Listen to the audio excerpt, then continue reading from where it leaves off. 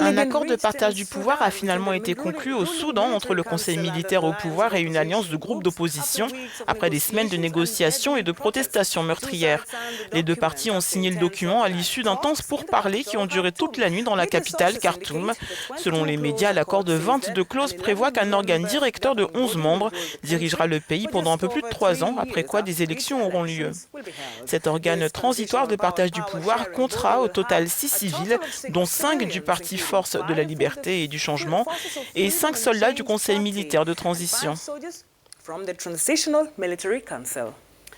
Eh bien, Lynette, ce pas vers la démocratie a été salué par le président français Emmanuel Macron, qui félicite l'Éthiopie et l'Union africaine pour leur rôle joué dans l'apaisement de la situation. Cependant, les questions restent en suspens. Les contestataires ont réclamé que les responsables de la répression soient jugés. De plus, il y a la question de la création du Parlement de transition et celle du retrait des milices encore présentes à Khartoum et dans les autres villes qui attendent toujours d'être résolues. Et pour en parler, nous sommes rejoints par Joshua Messervey. Il est spécialiste en géopolitique africaine, lutte contre le terrorisme et politique relative aux réfugiés. Il est également analyste principal des politiques pour l'Afrique et le Moyen-Orient à la Fondation Héritage.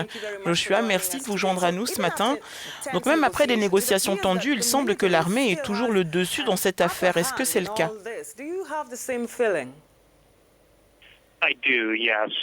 Oui, je le pense, surtout lorsque l'on regarde les différents ministères qui ont été divisés, les routines militaires, le portefeuille de la défense et le portefeuille de l'intérieur qui sont deux des plus importants.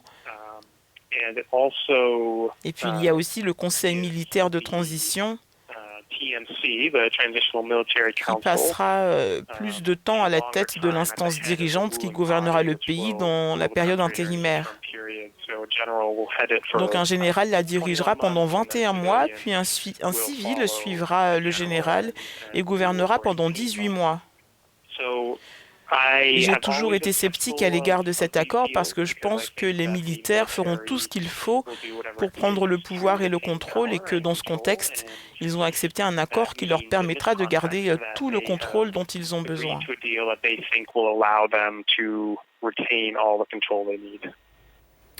Monsieur Merzevey, les prochaines étapes de ce processus de transition risquent d'être très critiques, on l'a dit.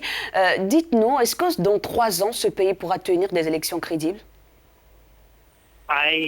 Je pense que les 2 prochaines années seront très critiques parce que je m'attends, encore une fois, à ce que les militaires utilisent ces 2 années pour s'assurer que les élections, si elles ont lieu, se déroulent à leur avantage.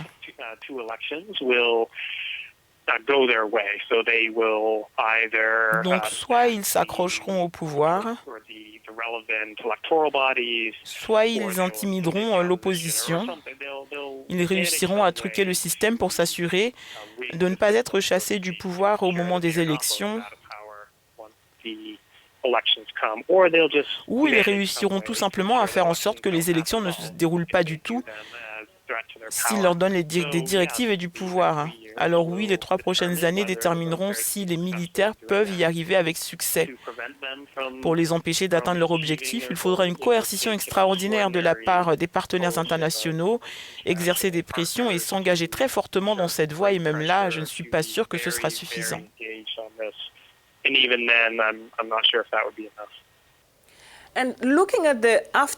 Au lendemain des manifestations, qu'advient-il des dirigeants qui se retrouvent liés à des affaires criminelles, y compris des affaires de corruption, de mauvaise gestion du pays? Comment est-ce que justice sera rendue?